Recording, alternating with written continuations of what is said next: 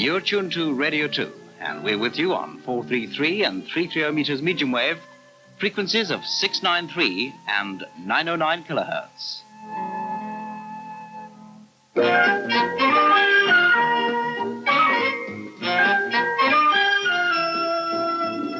And now it's time for the Omnibus edition of Waggoners Walk. Morris and Cressida were getting ready for dinner with the Tysons. I don't remember seeing that dress before. You're so kind, Morris. Thank you. What for? The compliment. All I said... I do remember. Some men might have managed it more subtly, like saying, "That's a smashing new dress, Cressy," but not our down-to-earth Scotsman. Oh. I'm surprised you didn't simply ask how much it cost. Well, how much did it cost? Mind your own business. I was only showing an interest. And you do look good. Do I? Not that you don't usually. You mean I should have stuck to what I'd been wearing all day, like you seem to be doing? Well, I don't see much point in changing to anything else. It's only another editorial meeting, after all. Especially with Mike Nash turning up as well. Does that mean you'll be totally ignoring Mrs. Nash and Lizzie's husband, not to mention me? Well, you work for the Herald. Not tonight, I don't. Oh. Except... Oh. Except? Well, Liz said she'd let me know about the book review I did for her. Oh, aye. But it hasn't stopped me trying to look presentable. No, it certainly hasn't. And it's not a topic of conversation that will take up much of the evening. Hopefully Liz will say she thinks the review is as good as I think it is. Such confidence. And then I shall be courteous and talk to the non-journalists present. Uh-huh. And you expect me to do the same? Well, I've no right to expect it. But I'd be incredibly warm and loving towards you if you did. Yeah. Where's my best suit? On the bed, together with a clean and freshly ironed shirt.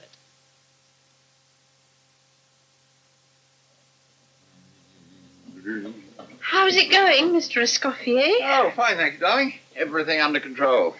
Are you sure this isn't on too high? Oh, perfectly. Oh, I feel awful. All I've done is come home late and get changed, and I was the one who invited everybody. Well, I don't mind. It's been amazingly straightforward. Thanks to my assistant. Your assistant? Father. Huh? You mean he kept out of the way? More positive than that. Once the girls were in bed, he was the one who read them their bedtime story. And I could concentrate on the meal. He did that under severe protest, no doubt. Oh, he volunteered. Good heavens. So, is there anything left for little old me to do? No, I don't think so, darling, thank you. Oh, unless you want to lay the table. Oh, yes, please. I don't want to feel absolutely spare, darling. It's not a conspiracy, you know. Just that everything's gone smoothly. Well, I'm glad to hear it. It's not a conspiracy. Why has the table been set already? Is it? Oh, not by me. Then we've either got good fairies in the house or it's Arthur again. Oh. Well, he did it very discreetly, then. Does he look all right? Yes, except that he can't count. It's only set for 6. Ah, good. Well, that still leaves you something to do. That's true. Oh, darling, you can open the wine, too, if you like. Oh, can I? I better hurry in case Arthur beats me to that as well. Oh, have I done something wrong? Oh, hello, Arthur. No, on the contrary, you've done wonders. I'm just feeling guilty at being the lazy one as far as this dinner's concerned. Don't count your chickens. There's the diplomatic side to come. Oh, that's true. I don't understand. Oh, I thought I'd mentioned it, Father. Morris Gill and Liz haven't been on the best of terms professionally. This meal is a way of easing the tension, we hope. Oh. Well, I wish you the best of luck. Thanks. And now I'll be off to bed. But it's early yet. And what about the dinner? Oh, well, perhaps if a little something could be brought up to me. Oh, yes, of course. You don't feel up to meeting people? It's not that. I don't wish to intrude. These are your guests, Elizabeth. Yes, but so are you. Oh.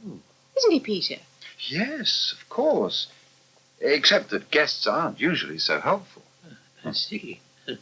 Well, in that case, I'd better finish laying the table. I didn't set a place for myself. No, let me do it. Certainly not. Once I start a task, I like to finish it. Sorry. What for? Oh, seeming ungrateful. I'd have let him go off to bed. Oh, I can understand why. You have to put up with him all day. But since he's in such a mellow mood, it might be good to have him round. Well, as an extra diversion. Yes. Originally, it was just having Morris here that worried me, but now there's a slight problem with Cressida as well. Why? Before I came home, I read a book review she did for me. And she's going to want to know what I thought of it. You're not going to be exactly full of praise. Not exactly. Oh, I hope the Nashes turn up first. But in the meantime, where's this wine I'm supposed to be opening? Fair. Coming. I've just taken a couple of cans of lager up to Dickon. Oh, is that what one gets for babysitting? I'd have volunteered if I'd have known. I'm beginning to think you're not keen to go. Oh, I expect it'll be all right. Only one way to find out. Right, let's be off. You were saying? Well, I'm not expecting visitors. You didn't invite anyone? If I did, I've forgotten. Oh, well. Tony! Hi. Hi, Mum. Hello, darling. Whoops. My perfect sense of timing by the looks of things. You're all dressed up. With somewhere to go. Yes, we are. But now, look, you'd better come in for a minute. Tough. Now, I've been trying to phone you all the weekend. Oh, we were away. Kirsten was feeling a bit homesick, so we popped over. What's to Denmark? For the weekend? Yeah. Wonders of modern travel and all that. Wonders if some people spare cash by the sound of it. Well, I can't put most of it down to expenses. I went to hear her sing while I was there. Useless, but never mind. Anyway, here's the reason I called by. Presents from the Ericsons. Oh, Tony. Oh, if you'd told us you were going, we could have sent something with you. Well, there's no time. Snap decision. Well, aren't you going to open them? Well, we don't really have time. Oh. Well, we're on our way to dinner with Liz and Peter Tyson, and it's already getting a bit late. Yeah, but before we rush off, we must give you the news about Sonia. Oh, yeah. Oh, it's very good news, Tony. She was here on Saturday for a few minutes, courtesy of her fiancé, to tell us he'll marry her on the strict condition that you and Kirsten keep Adam. I think I need a drink. Or a sit down. Or both.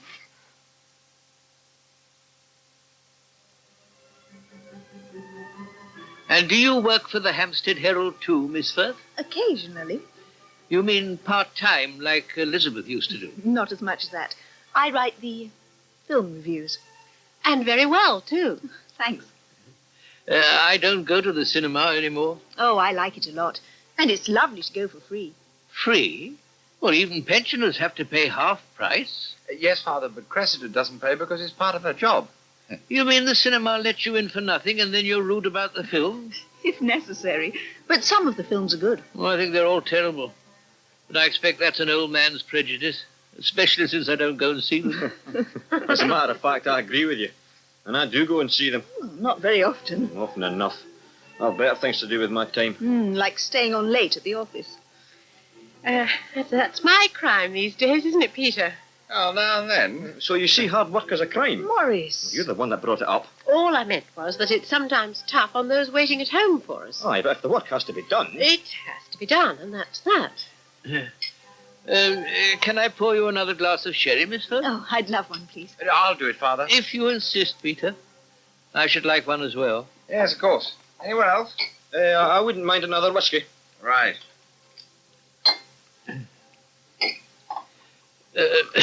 Of course, I've always preferred books to the cinema. Here we go. What was that, Elizabeth? I said I must go and have a look at things in the kitchen. There's no need, darling. It's all in hand. Is it? Do you read much, Miss Firth? Yes, I have been reading a bit lately. I'll get it. Now, your drink.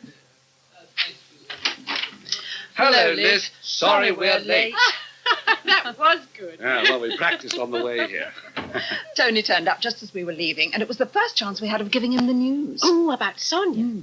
Mike told me about that at the office. I'm glad to hear it sorted itself out. So are we. How are things going here? Well, it's just started to get a bit sticky. In fact, I'm very pleased you've arrived. Perhaps you can introduce a new topic of conversation. What do we have to avoid? The hard-working life of a journalist, for a start. Oh, well, it's bad enough doing it without talking about it. But I'll tell you what. I can give a dissertation on how marvellous it is to be writing a book. Mm-hmm. Any alternatives? Well, Where would you like me to put these bowls? Oh, Cressida, you needn't have bothered. It's no bother. Well, the top of the fridge will do. Thanks. Peter is an amazing cook. Yes, I know. I almost felt redundant earlier this evening. At least I've got masses of washing up to make up for it later on. Could I tell you something before we go back to the others? Yes, of course. I have had one of my reviews turned down before. Have you? Yes, by Morris. The first film review I did. It was too serious and probing for him. Ah. Well, that isn't the approach you used on the book I gave you. Probably not. I'm sorry, Cressida, but a book like Women and Trades Unions does deserve careful consideration, even if you don't think it's very good. Yes, I see that now. So do I do a rewrite, or will you give it to someone else? I'd much rather leave it to you. Oh, that's a relief. I'm glad. I wasn't sure how you'd feel about it, which is why I kept avoiding the subject when we were in with the rest of them. Well, now I know for certain I can properly relax. I have enjoyed talking to your father-in-law. Isn't he a lovely old man? Yes. Though he's not always as you've seen him tonight. Last to arrive, last to leave. And it was marvellous to see you both. It was such a shame you couldn't get out at Christmas. Yes, we must properly sort out this babysitter situation. Well, there's always me, you know, Peter. Well, yes, Father, but And now that I'm slightly on the mend. Yes, we are glad you're better. Sounded very nasty. Well, all credit must go to Peter and Elizabeth. They've looked after me extremely well. Have we? Oh, certainly. Well, anyway, we must be off. I hope we can have another get-together soon. Oh, me too. Goodbye, and thank you very much. Bye. Bye. And now, if you'll excuse me, I shall go up to bed. Oh, of course, Father, and thank you for all your help. Think nothing of it. Good night. Good Good night, Arthur, and thank you. Meanwhile, I shall away to the kitchen. Do you fancy another cup of coffee? Yes.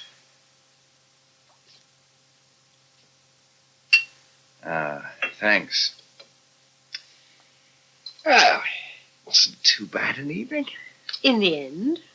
You had a quiet word with Cressida, did you? Yes, all sorted out, thank goodness. That chap Morris only has a bee in his bonnet. What a wonderfully hard worker he is. Ah, you noticed, did you? I could hardly miss it. She's rather nice. Like father, like son. Hmm? Arthur took quite a shine to Miss Firth. Yes. But that doesn't explain it all. Or what? The way Father's been behaving all of a sudden. He's up to something, Liz. What could he possibly be up to? Well, I don't know, but have you ever seen him behaving as nicely as this before? No. I think it's downright sinister. Well, perhaps he's had a change of heart. For a moment, I even thought he was going to offer to do the washing up as well. That would have been gilding the lily. Hasn't lost his taste for sherry, though. Got through a good half bottle before dinner. Well, not that I begrudge him that. If he goes on behaving like he did tonight, he'll be worth his weight in gold, let alone sherry. Even so, I'm going to keep a close eye on Father. Hey, Shirley, I got an idea. Oh, yeah? Well, Donald's given me tonight off from the pub. Why? Oh, I don't know, good behaviour, perhaps? I'm glad someone sees that side of you. And me, too. You didn't work at the Waggoners on Saturday, either. I did the lunchtime session. Yeah, Donald wouldn't be starting to lay you off, would he? Oh, no way. I get paid for tonight, even though I'm not working. He told me to treat it as a bonus for all the hard work I've put in over the last few weeks. Here, I serve drinks twice as fast as any of the other bar staff. And drink twice as fast, too. Look, will you lay off, Shirley? I was going to suggest something you might like. I'm sorry, love. What is it? I thought we might go to the pictures. Oh, I'd love to, Cliff, but I can't spare the time. Oh, come on. Not with the amount of studying I've got to do. I'm serious about my course, and the last thing I want to do is get left behind right at the start. Oh, I see. Yeah, you'd rather leave me behind. What? You heard. Yes, but I don't know what you're getting at. Oh, yes, you do. All these so-called academics you're getting in with. Well, I'm happy just to work with my hands. Oh, that's daft. Oh, yeah? You know it is, Cliff. You trained as a teacher, so don't start pretending you haven't got a thought in your head. But I've given it all up. Well, what difference does that make? Doesn't automatically turn you into an idiot. Anyway, you're not being very fair on your new trade. There are plenty of carpenters and joiners who haven't been teachers first, but that doesn't make them stupid. So? Why won't you even give me the time of day? I thought that's what I was doing right now, getting up early to make your breakfast. Look, you know what I mean. All over the weekend, we hardly talked. Ever since you came back from that students' meeting. We've talked since then. We've bickered since then. And when I tried to make it up with you, it were floods of tears. Now, I did promise you I'd sort things out, didn't I? Make it up with George and all that. And have you? Well, not yet, but only because I haven't had the opportunity. But I will, you know. Good. Well, I may as well shove off to Enfield. Where's my coat? On the back of the door. Cliff, Yeah? I'm sorry. What about? Oh, being in this state. But I can't help it. Oh, can't you? Well, perhaps you'll do Clifford a favour and let him know when you can be bothered to talk about it. Tonight, maybe, love. Tonight, you'll be too busy studying. Not all the time. Going to the pictures would have taken up the whole evening. Ah, okay, we'll see. Well, first off, I'll probably nip in the Waggoners. See how it looks from the customer's point of view.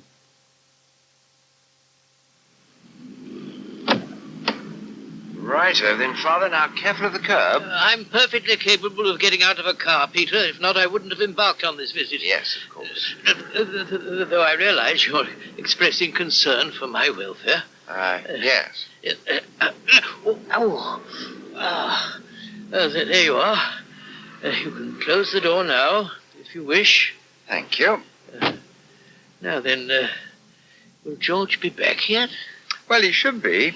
He said that he'd arranged an early lunch break, and it's 5 minutes past 12. Because I don't want to wait around in the open air, you know. But if the worst comes to the worst, I'm sure we can wait for George inside the shop. Not with the new owners, surely. Well, let's try the side door first.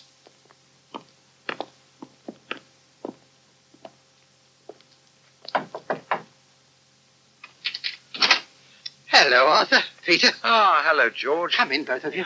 Well, I can't stop, I'm afraid. I've got to pick up the girls. But I'll be back to fetch you, Father, in about an hour. All right, Peter. And remember, if you wish to have some time to yourself later in the day, I shall be willing to keep an eye on the children. Well, that's very kind of you. See you both fairly soon. It is good to see you out and about again, Arthur. It was less of an effort than I thought it might be. What a shame it's a weekday and I have to go back to the bank. At this stage, I think it's probably best only to attempt a short expedition. Well, lunch is already heating up. I prepared it last night. Should be ready in about 10 minutes or so. In the meantime, shall I take your coat? Oh, I'm not sure. Is it warm enough in here? I don't want to take any risks. Oh, I think you'll find it comfortable without. I got Manji Patel to pop in half an hour ago and put the fire on. Oh, in that case... That's it. I don't seem to be able to hear that music. You told me this new shopkeeper plays all the time. That was the other favour Manji did me. I told him I was having a very special guest to lunch, so could he turn the volume down? In fact, he seems to have turned it right off. Well, perhaps he'll take the hint and keep it off from now on. Oh, I don't think I'll be that lucky, but we'll have to wait and see. Take a seat, Arthur. Okay. I'll just hang this up. I assume, since you're back at the bank, that your cold is cured. Yes, thank you. Though I still occasionally feel a bit run down. But that's for other reasons. This silly feud with Cliff is still going on. About Kath's money? That's right. Must be very unsettling. Yes. But I'm greatly cheered by having you here, Arthur. I often used to rush back in my lunch hour when Kath was alive, but since then there hasn't been much point. Oh, it's very touching of you to say so, my dear fellow. But I hardly feel I'm an adequate substitute. Is there any way of bringing Cliff to his senses? Short of giving them the money, I can't think of a thing. And I'm standing firm on that. Oh, as you should. The younger generation will always be impossible to deal with, I suppose. Except by subterfuge. Subterfuge, Arthur? What do you mean? Oh, nothing much. Just a general comment on the state of things. You and Peter seemed on good terms today. Did we? Very friendly. I hope Peter sees it that way. Good evening, Cliff. Come on in. Make yourself at home. This is a surprise. Yeah, well, it took a bit of Dutch courage for me to get myself here, as a matter of fact.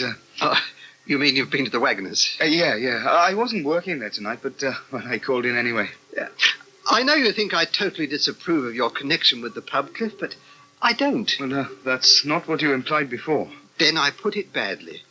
What I meant was that it distressed me to think of it as a be-all and end-all of your life. Which it isn't. Well, I hope that's the case. I'll prove it isn't. That would give me tremendous pleasure. And us too, if you keep your end of the bargain. Oh, I will. I swear to you. Well, truce then? I prefer a proper reconciliation, but I suppose that won't be possible until later. Well, I must say I still feel a bit knocked with you thinking I'm a layabout. Can't we say that's merely what I was afraid you might become? Okay, well, what about the money? Well, if you could think of me as your investment manager, I promise you the money will have increased by the time I hand it over to you. In fact, you might even want to leave some of it where it is, once you see what careful investment can do. Oh, do you know something, George? There are times when you could talk the hind legs off a donkey, man. Doesn't that mean I talk a lot? Oh, does it? Well, trust me to use the wrong expression. Anyway, I think you've convinced me. A reconciliation, then? Ah, why not? I never one for half measures. Let's shake on it, huh? With pleasure. Oh, if you knew the relief I'm feeling. It wasn't an easy decision to take, you see. Oh, no, I expect it wasn't, but let's forget all that. Yes, let's. I still have some of that whiskey I bought. Would you care? Oh, I don't mind if I do, kind sir. And you can look at the mail I've brought for you. Mail for me? It was sent care of the pub. How extraordinary. Yeah, you've got to be careful. You might start getting a reputation for yourself like me. George Underdown and Cliff Edwards, care of the Waggoners. There you go. Picture postcard. I've read it, I'm afraid. So did Donald Fitzroy. It was he who asked me to hand it on to you. It's from his sister, George. From Jessie? It's addressed to G. Undertow. Well, that's fairly typical from what I saw of her. Always getting in a muddle. Shirley, I'm back. I wondered who it was. And the great deed is done. The great peace has been made. Hey, George and I are friends again. Would it be better if I wrote it down on a piece of paper and handed it to you, love? Oh, now what? Oh, sorry, Cliff. I know it should make me feel better, but it doesn't make any difference. Oh, onward, Dad Carrier. What is it all about? It's Debbie's baby. She's going to have it adopted after all. I went round to ask her. Oh, no. I know you say you don't want it, but once it was here, Cliff. Anyway, she absolutely refuses to consider the idea. And I'm so miserable. I'm off to the restaurant soon, Bill. Yeah, I thought you might be. I would have got here earlier, but they went and shoved some traffic case in front of yours. No sense of priority. I suppose it's because the bloke had up was an MP. Special treatment. He didn't get off, mind. Well, you're getting me confused. When you say you would have got here earlier, I mean, did we arrange that you were going to come round? No. But I was talking to Rob earlier in the week, and he said he'd probably be busy, so I decided to go and keep an eye on things for you. Things? The committal hearing at the magistrate's court. Oh, God. Did you have to? What is it, love? What have I done? Oh, I'm sorry. Well, it's not your fault. I don't understand now. You can't have forgotten. Can't I? Well, I wouldn't have thought something like that. No, nor would I a few weeks ago, but I have been learning slowly to put it out of my mind as much as possible. Of course, I knew the case was coming up again, but somehow I've been managing to ignore it. Muggins came and spoilt it for you. Well, if it hadn't been you, it would have been someone else. I suppose someone from the police will be in touch. Well, they'll have to be at some stage. Your Mr. Digby is being sent for trial at the Crown Court. Not my Mr. Digby, if you don't mind. Work I can't do outright today, can I? Comes a trying too hard. Trying what? To get back in your good books. Oh. Though maybe you still don't want me there. Oh, Bill. I've made a right mess of things, haven't I? We're just as bad as each other. We can be just as good again. We can be friends. Well, we are friends. Aye, but... But that's all. There was a time when we shared a bed on those terms. And it was a mistake. Look, some people may be able to manage their lives like that, but not me. I know now that I have to be in love. And the way I feel about men at the moment, I don't know if it will ever happen again. Not even if I were to say I was in love with you now? I don't want to hurt you, Bill. But I don't think I could believe it. Oh. Well, better not say it then. What I don't say, you can't not believe. That's true. Any road, I'd best not hold you up any longer. Can I give you a lift to the restaurant? No, thanks. I'd rather make my own way. Aye, okay. I'll be off then. Thank you for bothering to go to the magistrate's court. Don't be daft. I suppose I should feel glad Digby hasn't got away with it. As yet. Oh, I'm sure they'll nail him, love. He's still on bail, I suppose. Aye. Well, happen it'll be a few months before the trial. Just hope I never bump into him, that's all. Oh, I expect he'll keep well clear of this area. But if he so much as comes near you, remember, you do have a friend, and one that'll willingly sort him out. Yes, but in the meantime, I'm going to try and forget all about it again. Not so fast, Dickon. Oh, sorry. I never could keep up with you in the old days, but now I'm definitely getting to the waddling stage. Oh, charming sight, isn't it? I think it is. Hey? In a strange way. Oh, you're soft. But I'm very glad you came and dragged me off for lunch. I've never known anyone so unwilling to go to a pub. It was my strict upbringing. Left me with all these self-denying tendencies. That's why I haven't let rip at you yet. What for? Shooting your mouth off again. What? I thought to mention it when we were talking about people gossiping back in the pub, but I didn't want to spoil the outing. What am I supposed to have been saying about you, Debbie? That I've decided to have the baby adopted after all. I haven't mentioned it to anybody. Oh, yeah? So how did Shirley Edwards find out? Not from me. You live in the same house these days. Oh, several floors apart. Debbie, I hardly know the woman. Even at the Herald, she works in accounts, so I only see her once in a blue moon. Okay, I'll believe you. In that case, it must have been Carol. Oh, it's a blooming nuisance, whoever. Why? Well, she was round at the weekend asking to adopt the kid when it arrives. Yeah, I turned her down flat. But she's not the type to take no for an answer. She's a fanatic. I turned her down once before, you know. Yes, it would be very difficult if you saw the child around. Might make you want to change your mind. Oh, I doubt it. But you're right about one thing. I don't want the reminder around the place once it's all over. Well, here's my front door. You coming in? No, thanks. I'd better get back to the fun factory. Okay. Come and drag me out again soon, will you? Certainly. Now what's going on? What is it? Blooming key won't work. Carol! She was in when I left. Carol! Who is it? Who do you think it is? Oh, it's you, Debbie. Are you on your own? No, I've got Dickon with me. But he won't bite. At least he usually doesn't. Thanks for the compliment. Oh, sorry, Debbie. I locked it from the inside. I had to. Just to get me worried? No. There were these guys here, you know, from the council. What? They wanted to know why we haven't moved out yet. I hope you gave them half a dozen good reasons. No, I didn't. I would have if I'd been here. Oh, I wish you had been. I panicked. I switched the latch and run away upstairs. Oh, typical. I couldn't help it. I don't mean you, I mean them. I wouldn't be surprised if they hung around waiting to get one of us on our own. Oh, they're not that devious, surely. Aren't they? Doesn't look that way from what I've been through the last few weeks. Certainly doesn't. You're in demand again, Rob. Eh? The glamorous creature at table 5. Oh, blimey. Can't you deal with it? But she asked especially for you. Tell her I'm busy. Okay, but she'll be terribly upset, I'm sure. Bet. Oh, all right. Here goes. Is there something wrong, madam? Far from it. Well, I thought there must be since you asked for the manager. Are you the manager? The assistant manager. Even that is impressive.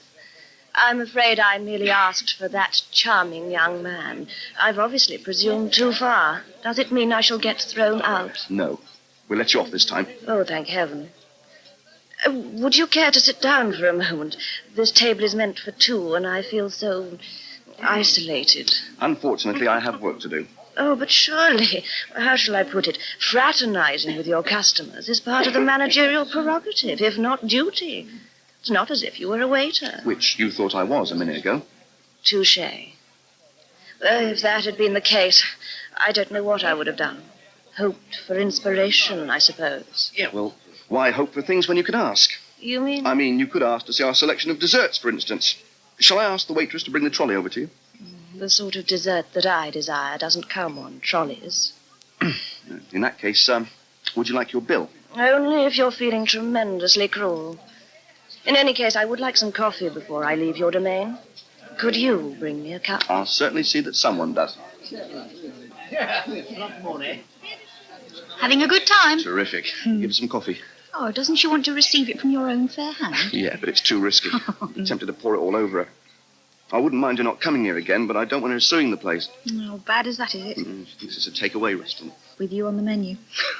Okay, watch this from a safe distance. Auntie Sophie to the rescue. Black or white coffee, madam? Oh, dear.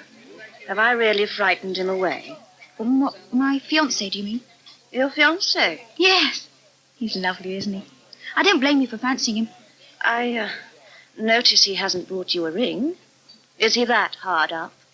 Oh, no, not at all. It's just that there hasn't been the time. When we're not here, we're much too busy. Black or white? Bye, Soph. Bye, Rob. See you tonight. Bye, Wendy. Yeah, cheers. Another coffee before I lock the place up. Yes, why not? Thanks again for saving me from a fate worse than something or other. Well, it makes a change from you looking after me. You know, the odd thing is, she was really rather good looking underneath all the makeup and jewellery. I don't know why she felt she had to gild the lily. Hey, you probably would have fancied her if she hadn't been trying so hard. I doubt it. Oh, well. You know, I think I'm beginning to get my self-confidence back. Mind you, it took a bit of a blow this morning when Bill came and told me Digby has been sent for trial. He has? I wasn't sure whether to ask. Yes. So, in 6 months or whenever. But then I pulled myself together and managed to get through to Bill that it really is all over between us. And then I rescued you. You realise half our regulars will think we're engaged now. Well, it can be on or off according to convenience. Actually, it suits me quite well as a local rumour. But it is a bit unfair on you. There must be some of our female customers you've taken a liking to. I'm not that way inclined, Sophie. Oh, you mean a strict line twixt work and pleasure. No, I mean, girls don't turn me on at all, Sophie. I've been thinking, Debbie. Debbie, are you listening? What? What's happening? Oh, I don't know how you can go to sleep. Easy. But at a time like this... At a time like this, Carol, I still feel wrecked. Weren't you like that when you were pregnant? No, I was dead restless.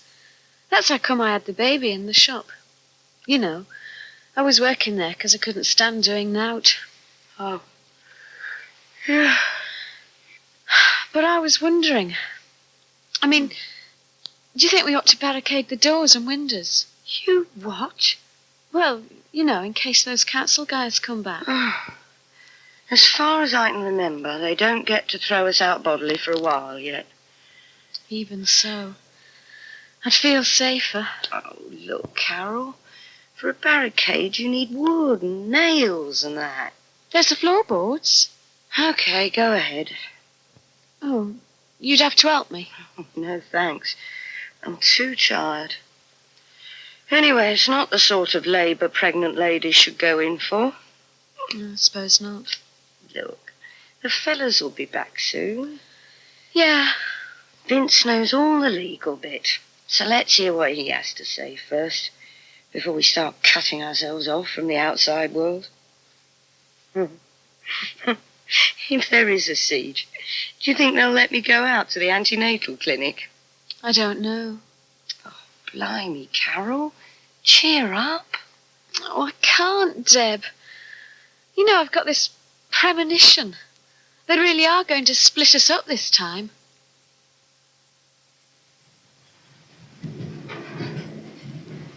Such dedication.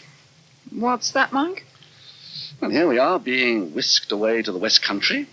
And for the first time in ages, we're able to free ourselves of the pressures of life in London. And what is Mrs. Nash reading? The Hampstead Herald. Again? I'm not really hearing what her husband is twittering on about. Hmm? You know, in all these years, I never realized our readers went through the pages of the Herald with such concentration. Sorry, Mike. I've finished now. No, you haven't. You're only halfway through it. Well, I finished the piece that caught my attention. Ah, my editorial? Yeah, never mind. In that case, it was probably Liz's interview with Monica Ridley's daughter. How did you guess? Because even my tired old mind found it riveting. I was fascinated. It's quite a revelation. Good old-fashioned scoop, even.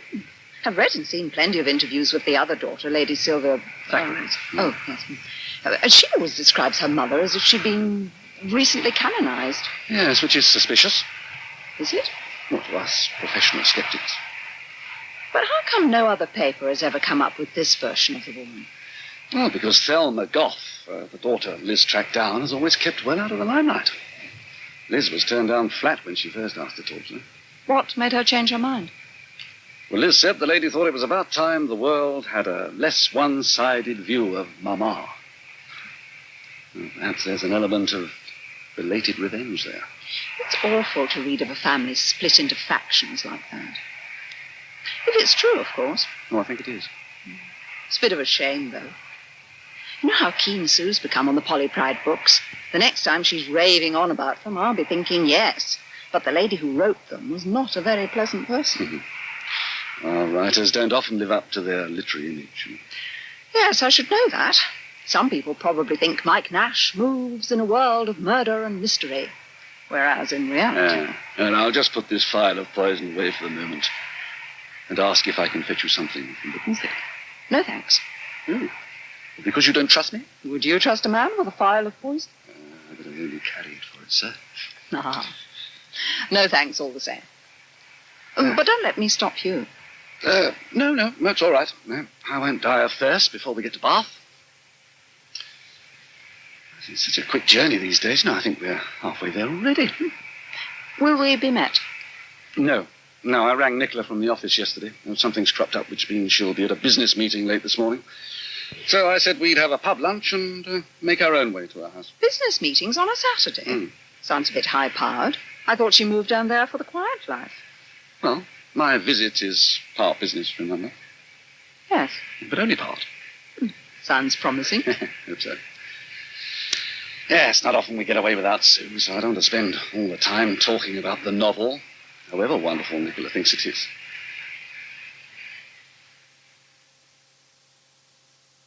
Oh, Lynn, I left a parcel in the back of the car. Do you think you can fetch it for me? I've got it here. I noticed it when I went for my bag. I wonder what it is. Have a guess.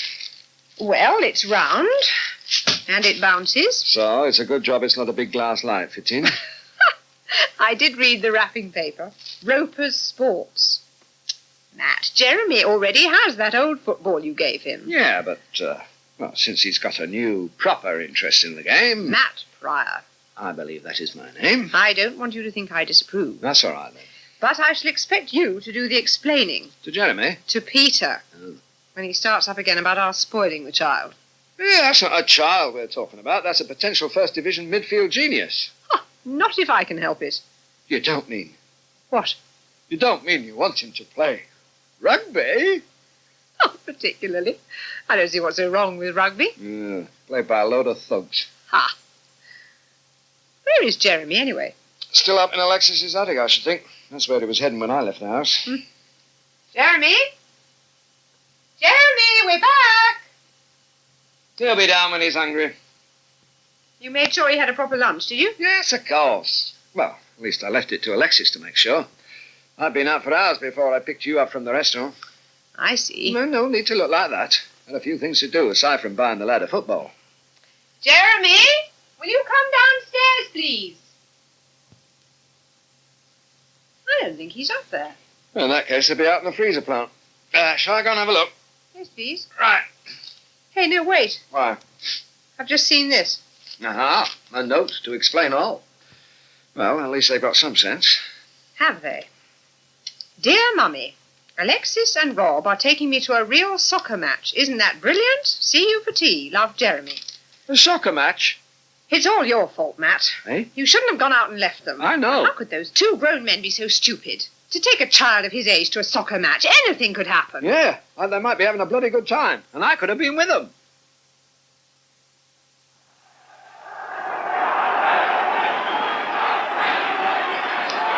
Can you see anything at all, Jeremy? Well, I can't really... I can see only the back of many people's heads. Not much better where I am. Still, I like hearing all the noise. We can hear that from the outside and not pay to come in. But that wouldn't be half as good. I know we should have tried to get in the stand. They say all sold out. We must have to see Toots. Who's Toots when she's at home? He's not she. He's the man who sells the tickets twice the price. Oh, that's Totes, you great lettuce. Oh, he's a donkey.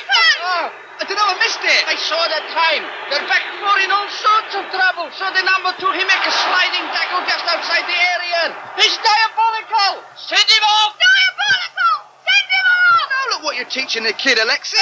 He has to learn sometime. I want to see. Oh, I'm still back from lifting you up before. Well, he's my turn this time. What a weight this Jeremy is.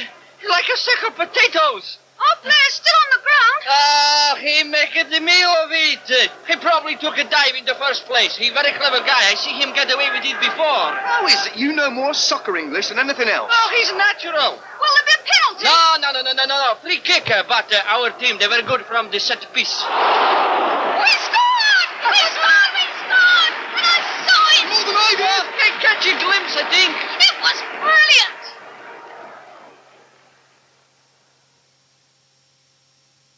I'm so sorry I couldn't meet you off the train. Oh, that's all right, Nicola. We've enjoyed ourselves. We had a lovely lunch. Yeah. I've just managed to do some shopping, so at least I can feed you for the rest of your stay. Did your meeting go all right? Still a few problems to iron out, but I think they can wait a day or so. Not the usual image of life in Bath, business at the weekend. We were wondering. Though there is the matter of talking to authors. I hope that's going to be more a pleasure. Careful. You'll be getting big-headed. I wonder that he isn't already with this Monica Ridley thing. What? They chorused in confusion. Well, how on earth did you know about that? It sneaked into one of the nationals, that's why. Only in Junior Spellgrove's gossip column, which shows you the sort of thing I read in my spare time. But it's all good publicity for the Herald, isn't it? Pipping all the big daily papers to the post. Well, I didn't bother to read a paper today. Felt like a rest. Well, it's around here somewhere. I quote, Lady Sylvia goes to ground. It's not often Lady Sylvia Thackeray is lost for words, but it happened yesterday. I asked her about a press interview which suggested her mother, the late Monica Ridley, who penned many a jolly schoolgirl yarn, was not the pinnacle of perfection we all thought. Faced with my eager curiosity, Lady S said precisely nothing. The bean-spilling interview in the Hampstead Herald, a local London weekly, was with Lady S.'s sister, a Mrs. Thelma Goff. We didn't even know there was a sister. Has she been locked in the closet? Watch this space. Revelations may yet be forthcoming. How about that, then? Well, it's Miss Thelma Goff. Oh, well, if that's the only mistake, it's pretty good going for Junior Spellgrove. True. I used to know him back in the dim and distant. He had this horrible patter about himself, which was, I'm called Juniors because I'm a near genius. Oh. Right. But it's good he picked up the Herald's lead, isn't it? I'm not so sure. Matt, you've got to do something. I am. I'm pouring myself a drink. I was waiting for those so-and-sos to come back and tell me about the match. Look, I've just been listening to the news, and there was crowd violence at a London football ground. Which one? There's a lot of them, you know. But Oh, come on, love. I can't see Rob and Alexis letting Jeremy come to any harm. But in a big crowd, they could lose him. Why are they so late? They should have been back ages ago. Well, they probably stopped off for fish and chips or something. We know there's food here. It's not the same, though, is it?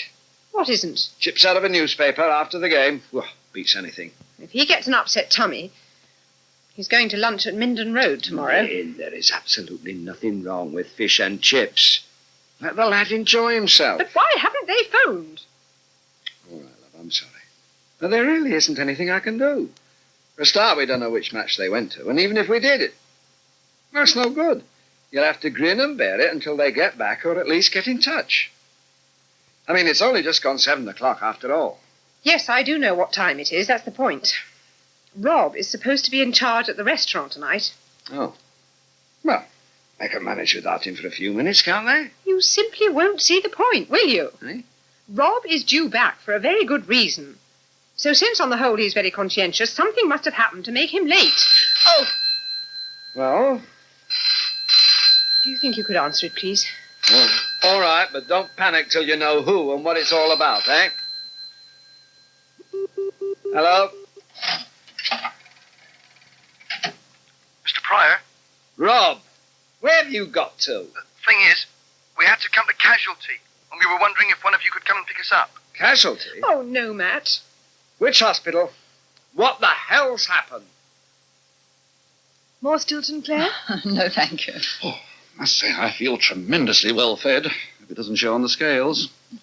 Let me clear away and wash up. I wouldn't dream of it. You came to Bath to get away from household duties. The change of scene won't make it seem like housework. Claire, I insist, Nicola. Apart from anything else, it will give you a chance to talk to Mike about his book. Yes, but it's awful leaving you out of things.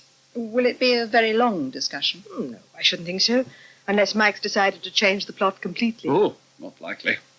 That's what Hemingway wanted me to do, so it would fit into his computerized formula for a bestseller. But you told him what he could do. Well, a token protest would be a more accurate description. I even went off and had a crack at it his way, but I couldn't have managed it in a month of Sundays. So I should hope. Oh, in that case, Claire, I should think about an hour and a half, at the most. Anything longer, and I should start to feel I was imposing my ideas on what the book should be like, whereas what I want is to find out in more detail what Mike has in mind. Which makes me realize why he has always been full of praise for you as an editor. That's nice. Now I'll have to be very careful to live up to my own standards and his recommendations. Now then, the chapters you sent me are up in my study, so shall we move up there, Mike? Oh, yeah, that's fine. Watch the box if you want to, Claire. Or come and join us if you can stand it. Thanks. In fact, I'll probably get on with the thriller I brought with me. You hear that, Nicola? She's willing to sit in your sitting room, busily reading one of my rifles. I have to do something while I'm waiting for you to finish yours. I'll try and make him get a move on, Claire. The study's in here, Mike. Oh, right. I say study, but it's more my office at home. Look at the chaos. Books piled up, manuscripts slung all over the floor. It's a good job we've worked together before, otherwise one look at this lot and you'd probably flee down the road. Well, you probably know where everything is. That's very sweet of you, but I don't. For instance, where did I put the chapters you sent me? Well, how about in the middle of your desk? I think you might be right. Trust the creator to recognize his own pages amidst thousands of others. Now, if I move these few hundred, you can sit down. Oh. I like this room. It's pretty good for working in. As long as you avoid the view. Remind me to show you tomorrow when it's light. A panorama of Bath city centre. That's the joy of a town with hills. The agony, of course, is having to climb the damn things. But it keeps me fit. Yes, you're looking very well. And how are you? I know you're on this diet, but it did strike me that you were looking a bit tired. Is it world weariness or health? Oh, health-wise, I'm not too bad now. And otherwise? Well, there have been strains in the past year. A few family problems, though those have all sorted themselves out, thank goodness. But life on the paper has been having its ups and downs. Isn't that a natural condition of a newspaper world? Yes, you're right. Yes, I ought to be used to it. No, it's probably the combination of things that's done it. But with the family crises out of the way, I'm sure I'll be able to face running the Herald with my old buoyancy. Good. And on top of that, it looks as though I shall enjoy finishing the book. I certainly hope so.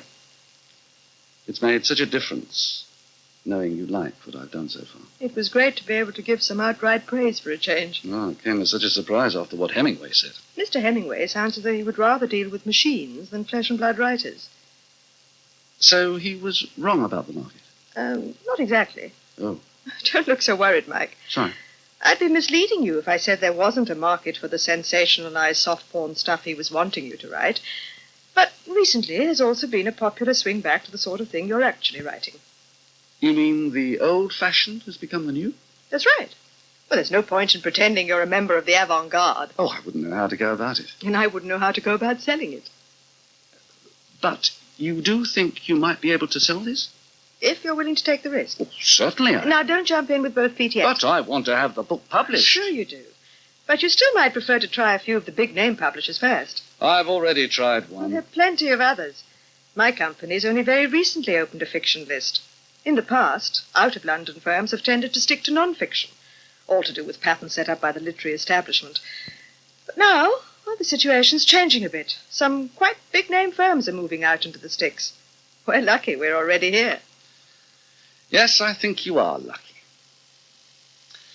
Claire's looking forward to seeing the town properly tomorrow. But to get back to whether you might buy the book. At the risk of sounding evasive, I'd rather we talked about the book itself first. Oh, well, certainly, if you think that's best.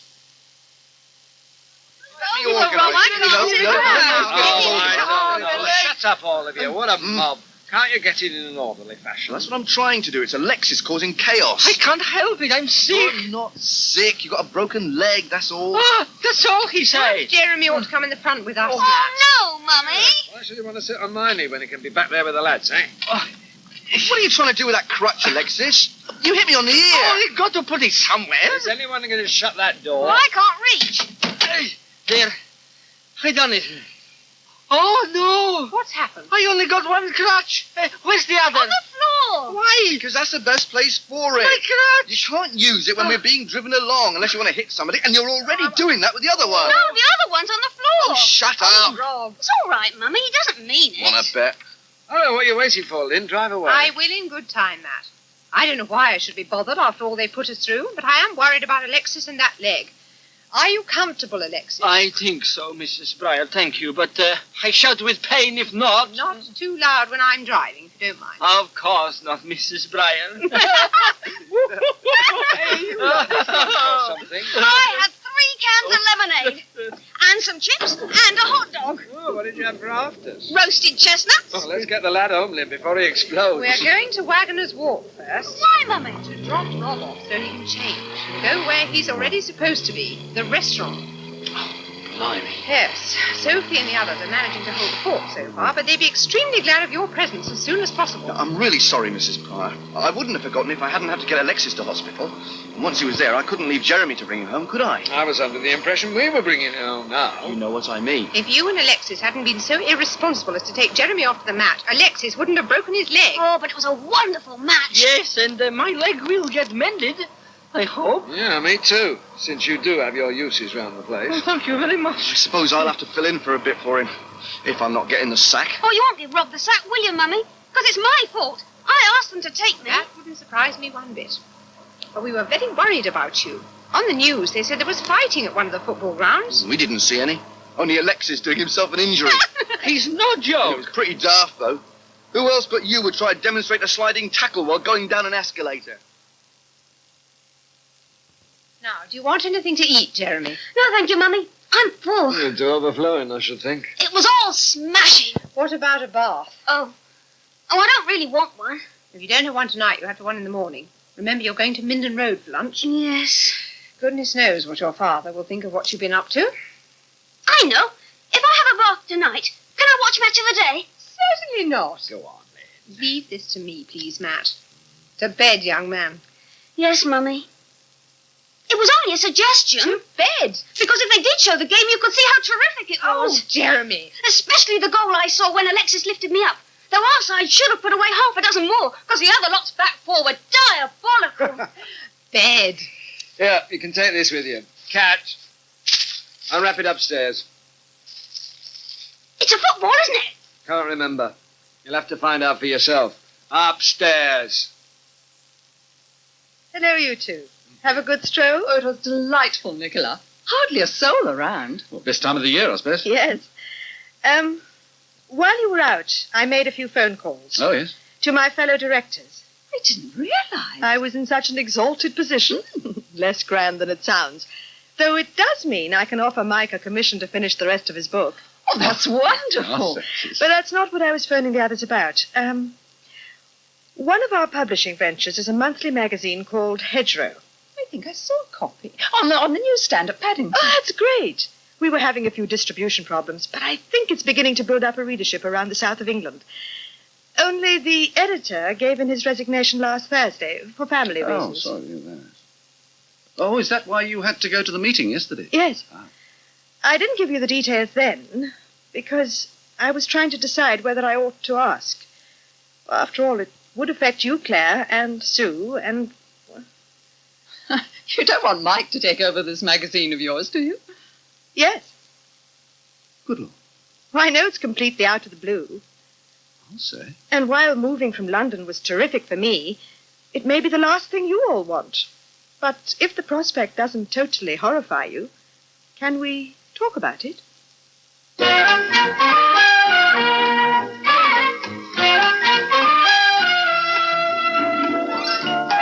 This week's Waggoner's Walk was written by Terry James and directed by Anton Gill and Penny Lester. And don't forget, you can listen to this Omnibus edition regularly at 5 every Sunday here on Radio 2.